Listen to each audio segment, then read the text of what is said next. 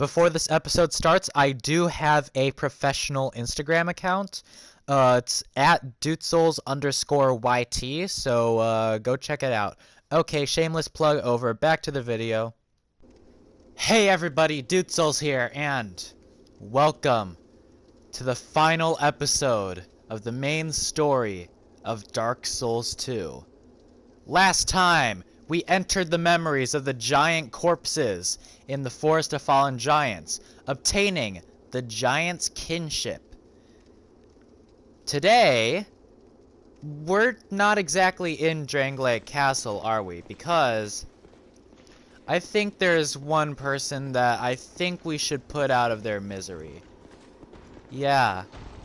I want to take on the former ruler of Drangleic himself, King Vendrick. Now initially, Vendrick will start off as a non-hostile enemy, but once you start to attack him, there is a certain damage threshold where if you deal enough damage to him, yep, his battle begins, and look at how little damage he takes. King Vendrick is an absolute tank, probably the highest defense of any enemy in the game. Technically, there are ways of lowering his defense, specifically obtaining Giant Souls. There are 5 Giant Souls in Dark Souls 2, but we only have 4 right now.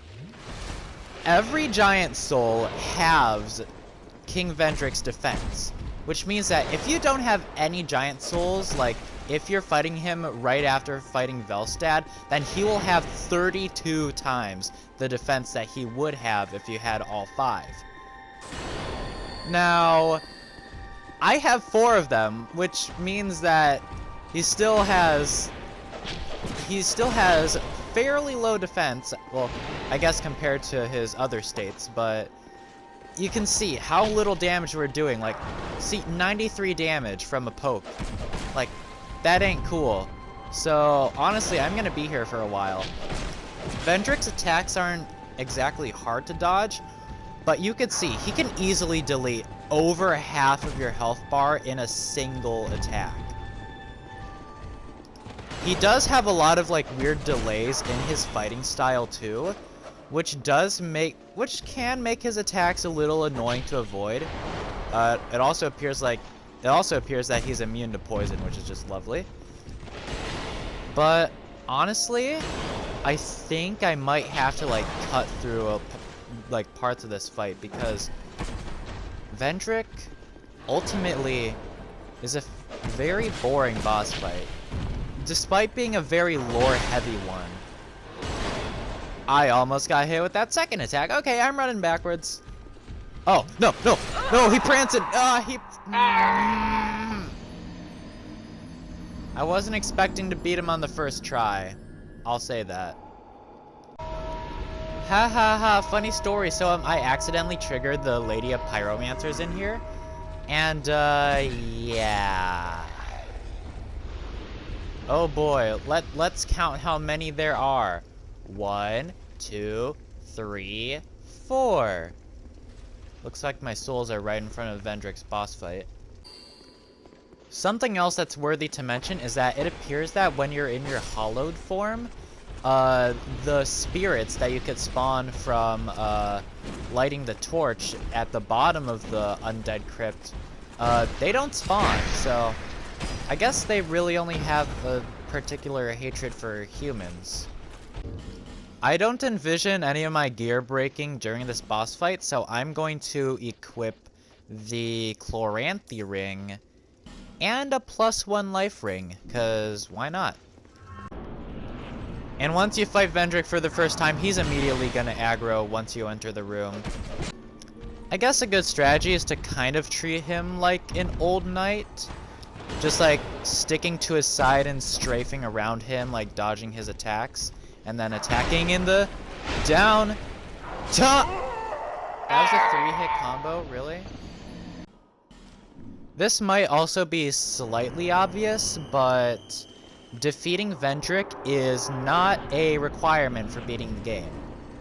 However, I do think that beating Vendrick is a prerequisite for facing who, in my opinion, is the true final boss of Dark Souls 2, but we'll cross that bridge when we come to it.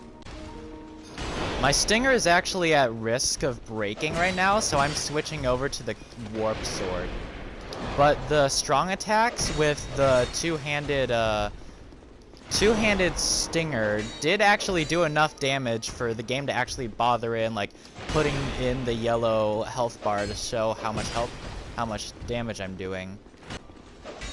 I also think it's funny how I de-equipped my bracing knuckle ring to equip a ring that's better suited for one singular boss fight, and I said I don't think any of my weapons will be breaking in this boss fight right before my Stinger is at risk of breaking. But yeah, King Vendrick's boss fight is just kind of sad. He does hit hard and he does have massive defense, but all of his attacks are very easily choreographed and dodgeable. Oh, how the ruler has fallen. And by beating King Vendrick, you get an achievement. Vendrick, or I guess a trophy. I have never beaten Vendrick before. This is my first time fighting him, because like there are some bosses that you get trophies for defeating, like the 4 Great Souls and the Last Giant, but Vendrick is one that I haven't gotten to yet. And by killing Vendrick, you get 90,000 souls. Yeah. And now I guess you've finally seen the purpose of the giant souls and why I was warning against burning them, and their purpose besides smelting them, which you can't do. And I guess you should also take note of the fact that Vendrick didn't drop a soul. He just kind of fizzled out of existence right there. But yeah, that's basically King Vendrick. Back to Drangleic Castle we go. I'm just gonna point out that it literally took me 5 minutes to kill Vendrick. Like, dude, does your defense really have to be that high? Like, I've killed bosses in like under a minute. Granted, they were easy bosses, like Royal Rat Vanguard was annoying. Granted, they were easy bosses, like the Dragon Riders and stuff, but still. Alright, time to go shove every soul I have into life gems, because honestly, we're at that point where money doesn't even matter. See, 54 life gems. That's what you need. Lenigrast, wanna... Ooh. I'm actually gonna burn one of my Dragon Rider souls just to see if Lenigrast has any upgrades for armor that I could grab. I could upgrade my Faram armor, Cyan Knight helmet, Imperious gloves, and Vengarl's boots. I'm going to do... Ooh, those are kind of expensive. I'm going to do the Imperious gloves. Let's bring those up to +6. And let's do the Faram armor. Do I have enough for leggings? Yes, I do. Or boots, yeah. And then, of course, I can't upgrade any more of my weapons. I'll be around. So, yeah. 83 souls in a dream. Let's head to Drangleic Castle. I still don't know what this bonfire is. I should look that up. I've been teasing at it for a while now. But it's finally time to produce the symbol of the king. And now I'm gonna re-equip my bracing knuckle ring because I don't want to make any of the same mistakes I did last time. But if I do anyways, well, let's just say we're gonna hit the point of no return soon. I should really buy some more repair powder. I should speak to the chairman of this place, but whatever. And leading down below the Drangleic Castle is one final visit from the Emerald Herald. My journey is already complete. My name is Shanalot. The dragon gave me this name. For I was born with none. I was born of dragons. Contrived by men. By ones who would cozen fate herself. They are the ones who created me. But they fail. I did not come out as intended. Fate would not be bested. And men were cursed once again. If you proceed, Nashandra will come after you. Knowing that you will take the throne and link the fire, she covets the first flame, and the great soul. Put Nashandra to rest. So, it appears that Shanalot, the Emerald Herald, was a creation of dragons and men in order to break the curse, but it failed. Welcome to the Throne of Want. Something I should add is that if you go back up through Drangleic Castle to speak with Nashandra after, well, practically basically any of the late game boss fights, once you meet her, she will have something to say. One of these is a very propaganda-y message against the Giants, talking about her great conquest against the Giants and how, like, righteous she was and how barbaric they were. Pretty racist, but she was, like, very determined in her speech. But now, the only thing that stands before us is one singular fog door with 3 summon signs. This first one, Bradley of the Old Guard. Remember him from back in the No Man's Wharf where he constantly healed us? This next summon sign is good old Benhart of Yugo. And finally, one of the best characters in the game, Vengarl of Ferosa. We are in for the long haul after this fog door, so I'm gonna summon every single one of these phantoms. Alright, we got Sora, we got Donald, and we got... Alright, Sora, Donald, and Aladdin, here we go! Meet the Throne Watcher and the Throne Defender. This is your Ornstein and Smaug of this game. The Throne Watcher and the Throne Defender have 2 very different playstyles, but they're a little more similar than you may expect from their initial Ornstein and Smaug appearance. With the Defender, of course, being the tanky one, and the Watcher being the very acrobatic, swift one with very fast attacks. Let's have our summons do a lot of the tanking for us while we can get some hits in. And trust me, you are going to want to use all of your summons. Yeah, see? Throne Watcher. She just did a back handspring right there. And yeah, Throne Watcher is very femininely coded, but it is confirmed to be a she. Yeah. Throne Watcher and Throne Defender do have magic attacks, with one of them being aligned with one element over another. The Throne Watcher is more aligned with sorcery, and the Throne Defender is more aligned with sorceries. Even has like a wizard or a bishop's appearance. With the Defender being more lightning aligned. If you could oh god, Benhart's gonna die. Okay, no, I really don't want Benhart to. Oh, never mind. Maybe it's the other way around. Okay. Yeah, I was gonna say that if you get far enough, they will start using magic attacks against you. Bradley, can you, heal us, please? Because we kind of need that. I guess not we need that, but Benhart needs it, please. Come on. He's such a bro, I don't need him dying. Okay. Oh, yeah. Yeah, I had it the other way around. Now the Watcher is using her magic attacks. Benhart, do you happen to have any SS flasks? No? Okay.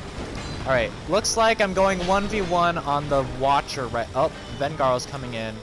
Oh, he got bounced off her shield right there. Come on.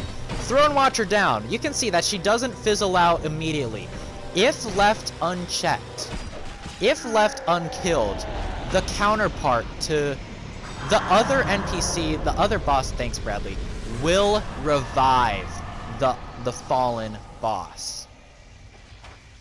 But once you beat the Throne Watcher and Defender, and once you have obtained the Giant's Kinship, brave undead,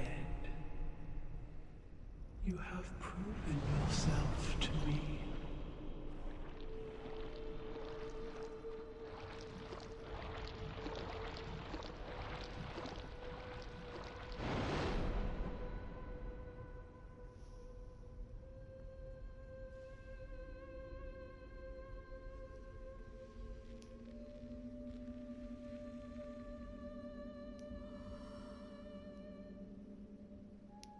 Now, be one with the dark.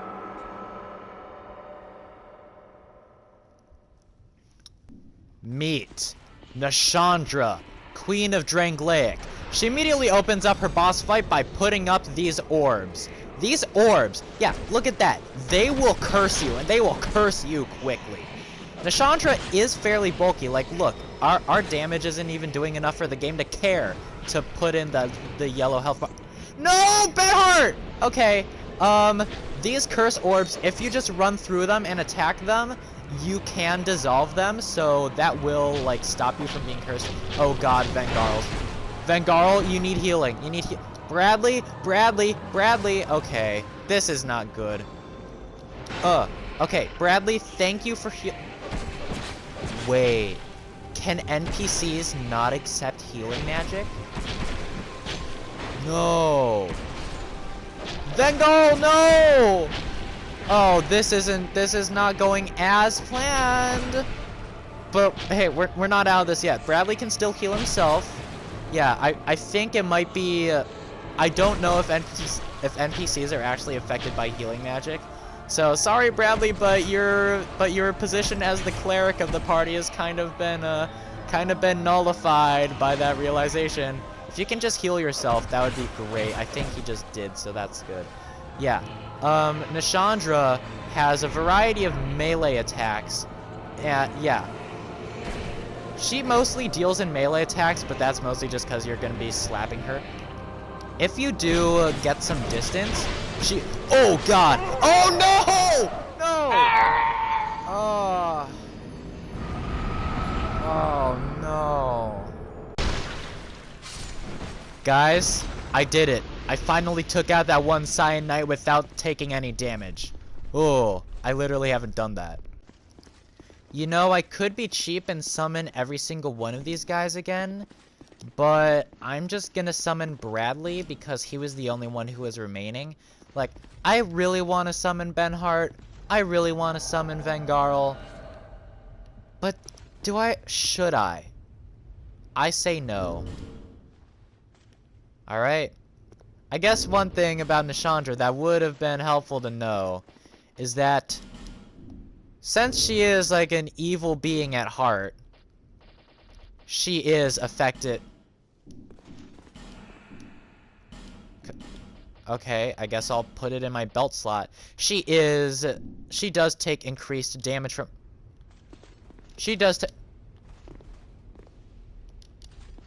What, can I not do that while I'm powered? She takes increased magic from lightning. She takes increased damage from electric attacks.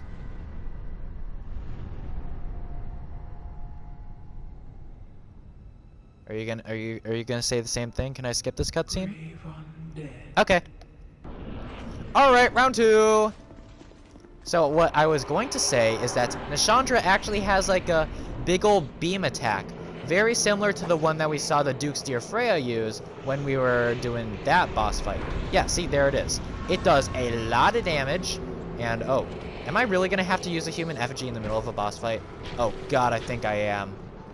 Oh, that's sapping my health quickly. Yeah, Bradley, you can tank a bit, and I'm just gonna restore my humanity real quick.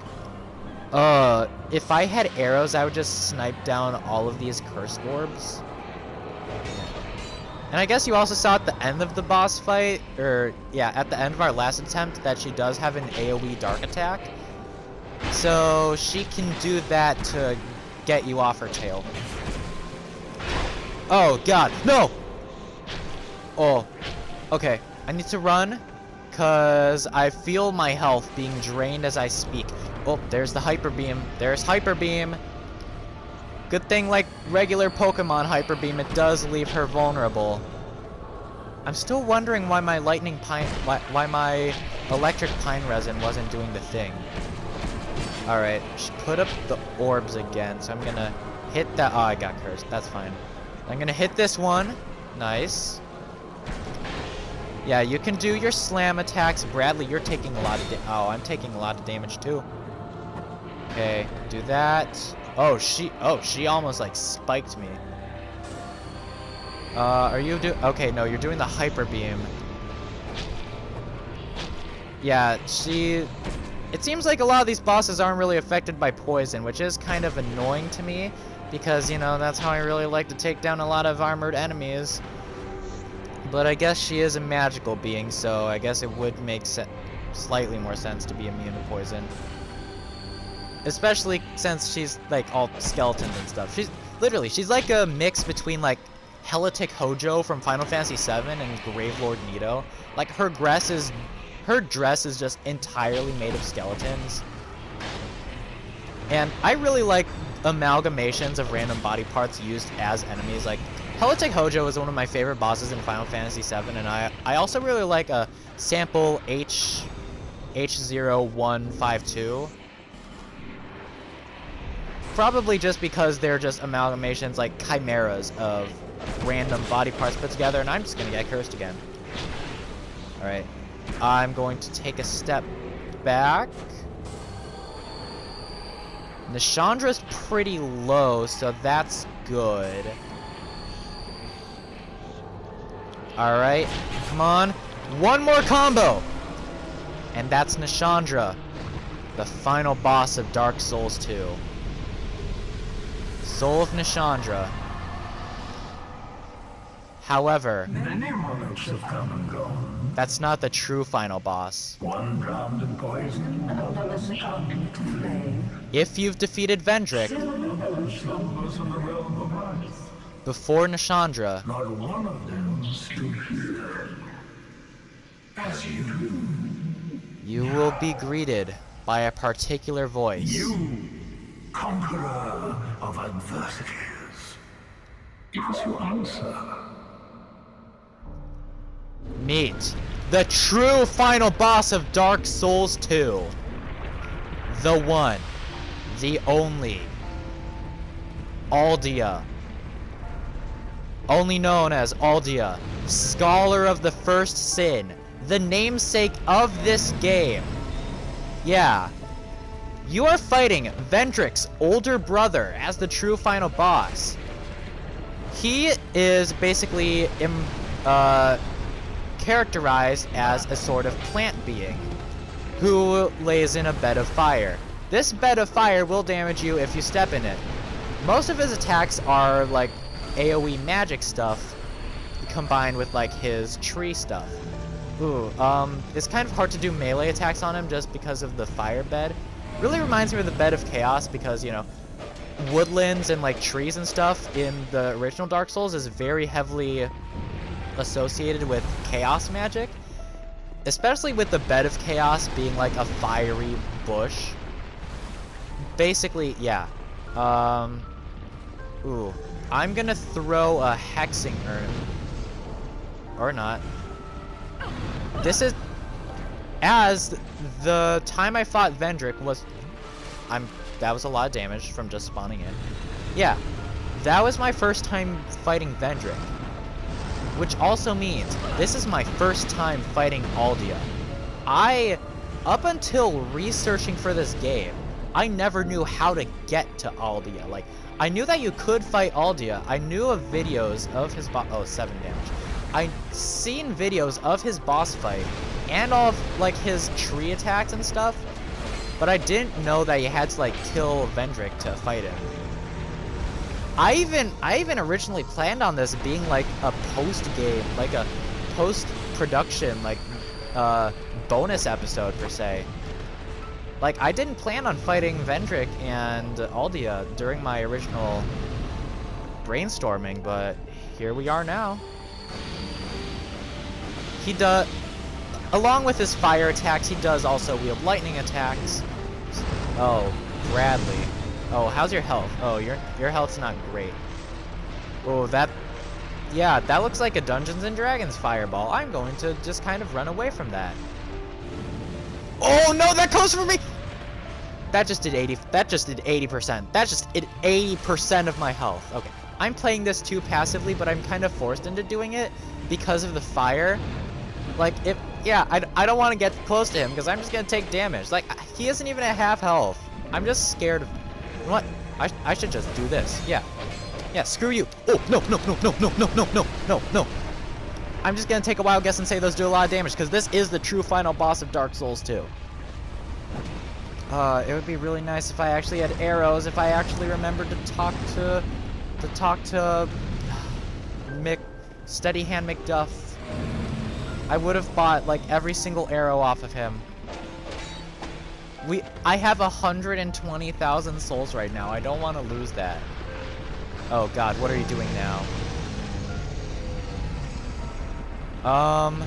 So he just totally powered up his firewall. Alright, yeah. Spawning in does do a lot of damage. I think the strategy I want to stick to is after he spawns in, I want to run in, get a couple combos in, and then run out. Bradley is doing a really good job of tanking. Okay, yeah. Looks like opportune times for attacking are during his spawning animation and during other attack animations. Because that's like, I guess if you want to say like when he's using his magic so he can't really maintain the fire shield, he's got to concentrate on one thing. But, yeah. That's Aldia. Scholar of the First Sin.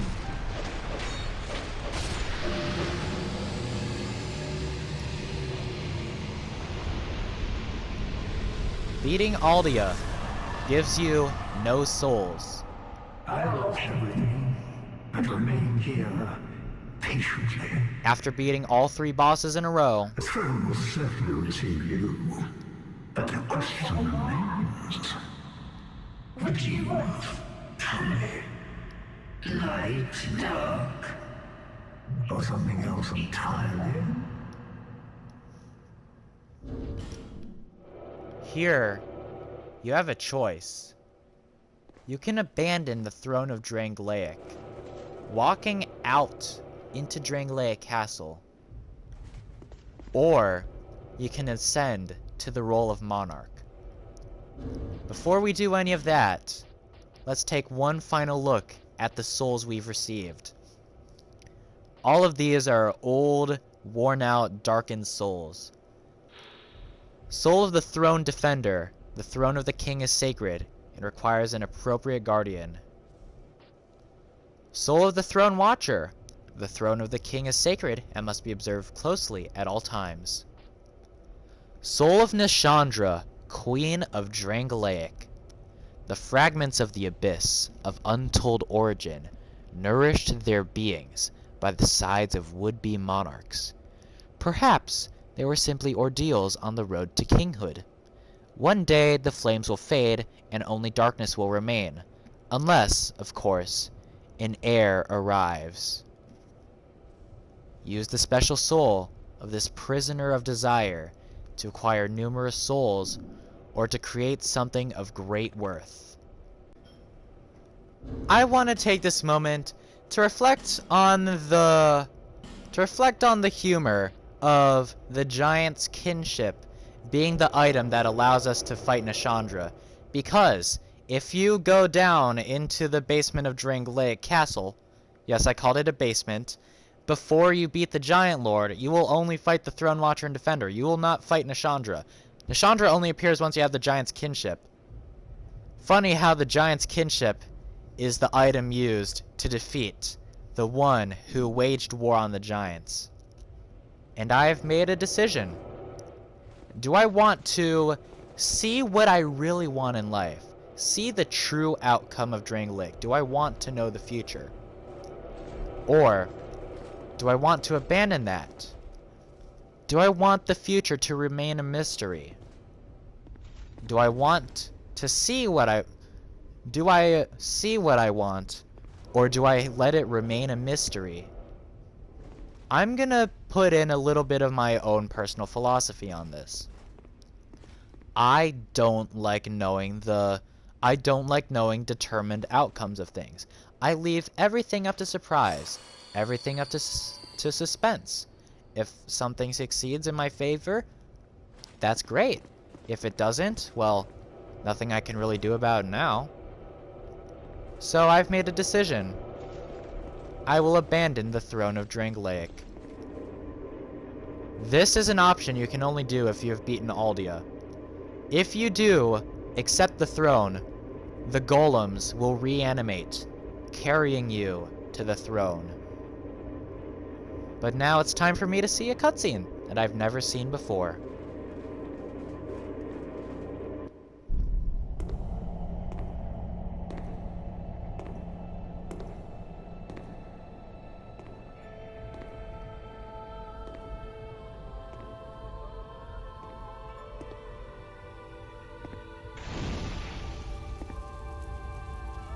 There is no path.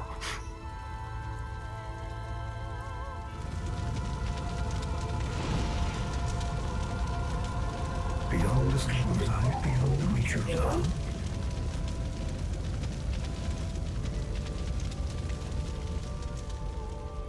What could possibly await us?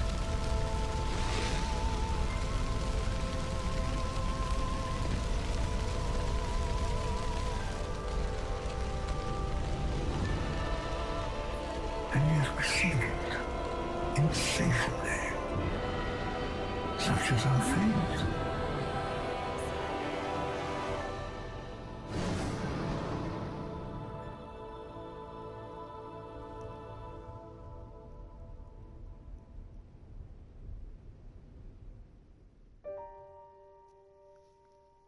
Now, how the hell did this unwanted middle child of a game reach the rank of being allowed into my top 3 favorite games of all time?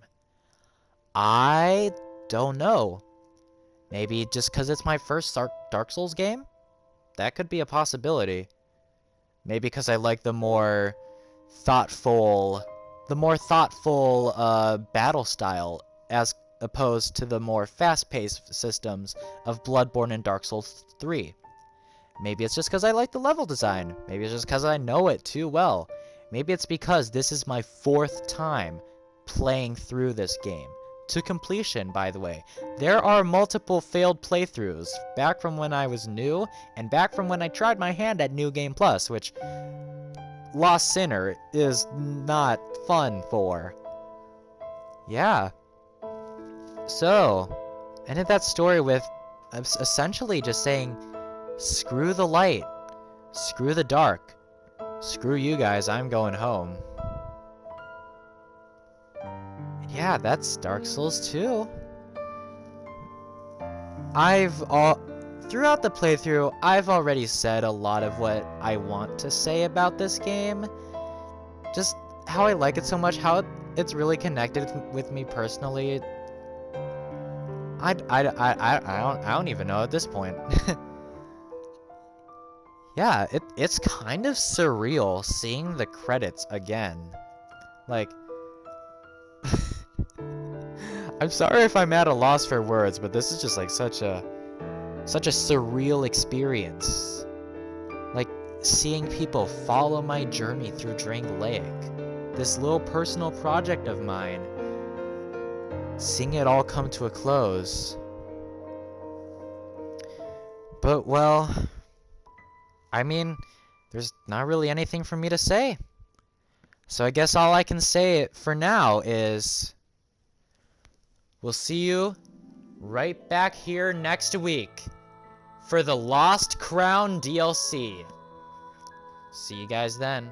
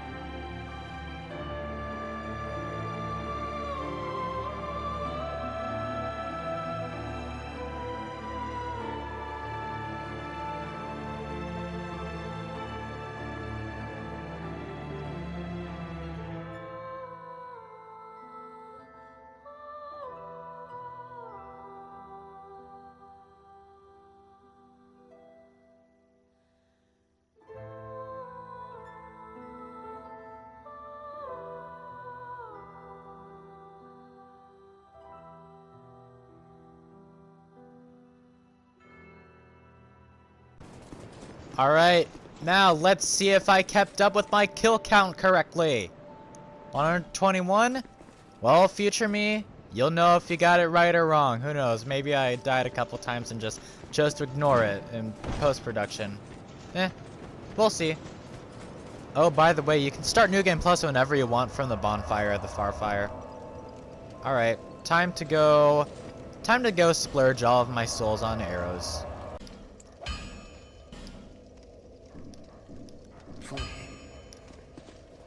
Boom. And now, I'm gonna run out in 3 episodes. Just you wait.